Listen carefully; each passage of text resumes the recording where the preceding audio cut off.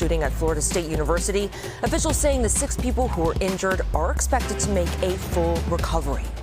Good afternoon. I'm Morgan Mackay. Welcome to the News Block.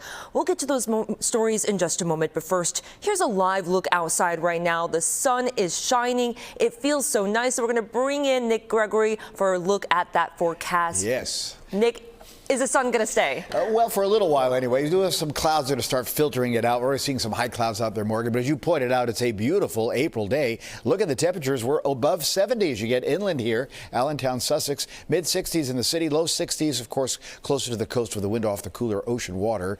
And the wind now started to become a bit busy. So this is the sustained speeds of 10 to 20 plus miles per hour. But the gusts are now pushing 35 plus, now gusting to 40 out at LaGuardia. So we're going to have this problem. The gusty wind will stay with us tonight and again tomorrow. Satellite views show some clouds coming in as well, and eventually those clouds are going to kind of stick around as the night goes along, but I think these showers will stay off to the north and will be pretty dry in the forecast for the next couple of days. Maybe just a little stray shower popping up here as we get into tomorrow evening. All right, take a look at the futurecast. Again, you'll see some of those clouds overnight. Tomorrow morning, clouds will give way to more sunshine as the day goes along, and again, I think these showers are kind of not really going to be the story, but these showers later on in the evening or early evening time frame, those are probably realistic. They'll go away pretty quickly, but we're still talking some pretty warm weather coming up in the forecast. In fact, tonight, it's not going to get out of the lower 50s in the suburbs, mid to upper 50s in town, 40s into 50 near the coast. And look at tomorrow.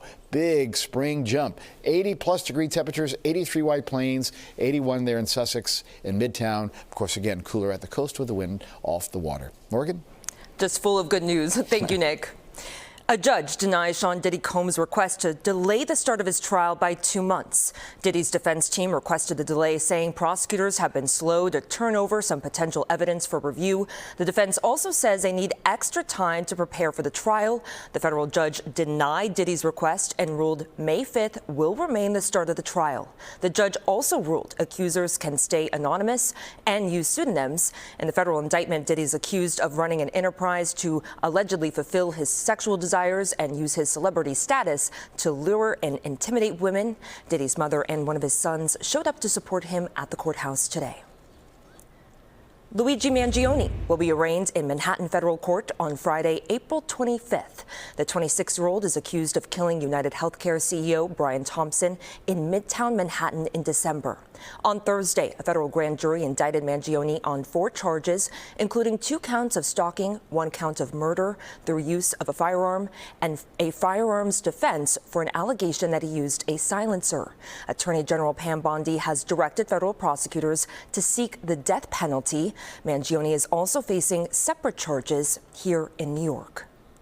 Closing arguments continue today in the bribery trial of Nadine Menendez, the wife of former New Jersey Senator Bob Menendez. It was accused of helping broker deals that sold the senator's influence to the government of Egypt in exchange for gold bars, cash, and a Mercedes-Benz convertible.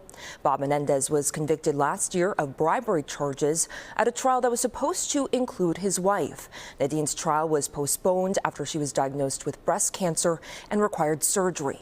She has pleaded not guilty. Officials in Florida saying the 6 victims wounded in yesterday's shooting of the campus on Florida State University are expected to make a full recovery. 2 people were killed in that shooting, and the suspect is in custody. Meanwhile, students and faculty putting together makeshift memorials in Tallahassee. Florida State has canceled all classes and athletic events for the time being. Horrible what happened yesterday. We just want to pay respects for everybody that lost their lives, everyone that was injured, everyone's that affected mentally about everything that had happened. It's horrible what everybody had to go through. And so I think it's important to just come by and, see the sense of unity that everybody has after such a horrible event happened. Police say the alleged shooter is 20-year-old Phoenix Eichner. So far, no word on a possible motive and no charges have been filed. U.S. airstrikes targeting an oil port held by Yemen's Houthi rebels killed 74 people and wounded 171 others today. It's the deadliest known attack under President Donald Trump's new military campaign against the Iranian-backed faction. The strike on the Ras Isa port, which sent massive fireballs shooting into the night sky, represented a major escalation in the American effort by hitting oil facilities for the first time. The U.S. is targeting the Houthis because of the group's attacks on shipping in the Red Sea. Efforts to end the war in Ukraine seem stalled today. President Donald Trump said that U.S. could move on from its involvement in peace negotiations if talks between Russia and Ukraine don't start progressing. Fox's Rebecca Castor has the latest from Washington. Another tragic morning in northeast Ukraine, with Russian airstrikes injuring nearly 100 people and killing one. Ukrainian President Volodymyr Zelensky posting on X, "This is how Russia began this Good Friday, with ballistic missiles, cruise missiles, shawheads maiming our people and cities." 14 houses were seriously damaged. We can see shrapnel. Probably civilians were the target. Russia seems far from peace, as the Kremlin also announced today its pause on striking Ukraine's energy infrastructure is over. U.S. mediators also appear ready to abandon peace talks. We need to figure out here now within a matter of days whether this is doable in the short term, because if it's not, then I think we're just going to move on from our perspective. The president feels very strongly about that. So this is important, but there are a lot of other really important things going on that deserve just as much, if not more, attention. Without the U.S. involved, a ceasefire is likely a long shot. Even Zelensky has said he believes Trump is the key to ending the war, despite their contentious relationship. The mistake was letting the war happen. If Biden were competent, and if Zelensky were competent, and I don't know that he is. We had a rough session with this guy over here. He just kept asking for more and more. The U.S. is nearing a rare earth minerals deal with Ukraine. President Trump says it will be signed next week. In Washington, Rebecca Castor, Fox News. A federal judge pauses the Trump administration's plans for mass layoffs at the Consumer Financial Protection Bureau. The bureau was created after the Great Recession to safeguard against fraud, abuse, and deceptive practices. Trump administration officials argue the agency oversteps its authority and should have had a more limited mission. On Thursday, the administration moved to fire roughly 1,500 people, leaving around 200 employees. The judge says she was deeply concerned about the plan and scheduled a hearing for April 28th. We'll be right back. It's on Friday. I'll be on the field. You're gonna be there? Is that the football guy? Can you give me a minute? Thanks. So, do you have any plans on Saturday? I was thinking Hey, is that the guy? Dad. Yeah, it's the guy. Oh, I found Mr. Squishy. Louder. Here, there, everywhere. Reliable internet where you need it most. Prices start at $30 per month when bundled. Go to Spectrum.com to learn more. Welcome back to the news block. The New York Blood Center issuing an urgent call for donors. They say the current supply of O negative, which is the universal blood type, has dropped to a critically low 2-day level, and overall collections are nearly 20% below hospital demand. They're also in need of O positive donors because it's the most common blood type, according to the Blood Center. The number of traumas requiring blood transfusions in New York rises dramatically between May and September. We're just 2 days away from Easter and an emotional ceremony taking place in Paris.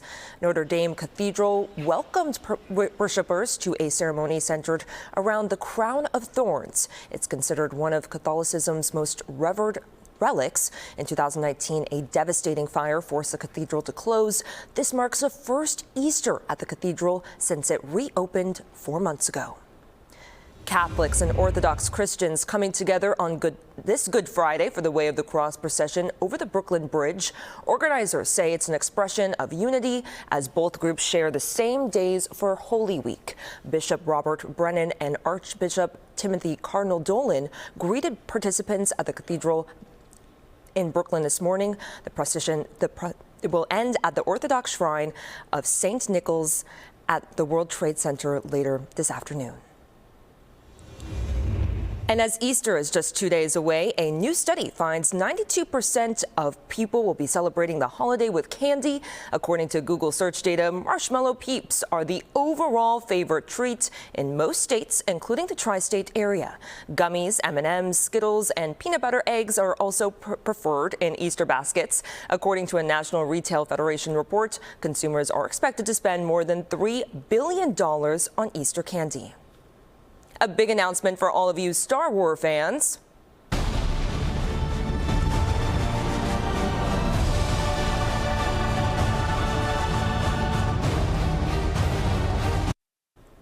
We now know the name of the upcoming film, which will be called Star Wars Starfighter. It was also just announced that production begins this fall. Ryan Gosling stars in the latest installment of the Star Wars galaxy. It's directed by Sean Levy, who recently directed Deadpool and Wolverine. The movie is not the start of another trilogy, but is a standalone film. It takes place 5 years after the events of the most recent Star Wars film, The Rise of Skywalker. No word on the plot at this time. Star Wars Starfighter blasts into theaters Memorial Day of 2027.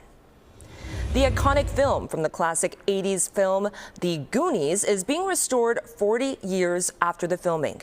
An Emmy Award-winning designer is renovating the home in Astoria, Oregon. He said the goal is to return it to the same look it had in the movie. To do this, the designer said he studied the movie frame by frame. After being approached by the owner in 2023, the project of restoring the home, which was built in 1896, is in its final stages. Now we're going to take one last look outside. Nick, will we see rain? Because I can't do any more rain.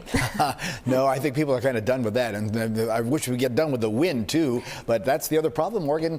We may be done with the rain, but we're going to still see some windy conditions. But it's going to be a warm breeze that'll be coming our way. Overnight, just again, a fair amount of clouds are going to stick around, as you can see them coming in here on the satellite view. And the wider view shows this front moving off to the north. So we're going to get into the warmer air thanks to a south-southwesterly wind. And that little cool front just might bring a couple of showers here tomorrow evening. That's going to be about the worst of it for the upcoming Easter weekend. So here's your futurecast. Again, a lot of clouds come in tonight. Clouds give way to some sun as the day goes along tomorrow. Again, I don't think these showers are going to mean all that much, as we see a pretty decent afternoon and a windy day, but temperatures will be in the low 80s, except at the coast. A couple of showers again tomorrow evening, and then the front moves along. That'll set us up for a beautiful Easter Sunday sunshine. A bit breezy, but comfortable. 57 tonight in the city, lower 50s in the suburbs. That's pretty mild. Again, the breeze pretty gusty at times with lots of clouds. Clouds giving us some sun, an evening shower. Look at that, 81 in the city tomorrow, low 80s inland and 60s to about 70 at the coast. Easter Sunday, breezy, some sunshine, looks good, 67. Monday, most of it good, showers at night into Tuesday morning. We go from the 50s, though, to back to the 70s by Tuesday. Not bad Wednesday. Clouds will start to return later next week as we stay seasonally mild. Morgan? 80 sounds too good to be true. Yes, enjoy. Thank you, Nick. That's your news block for now. I'm Morgan McKay. Thanks for joining us. Tune in to these 5 o'clock news on Fox 5.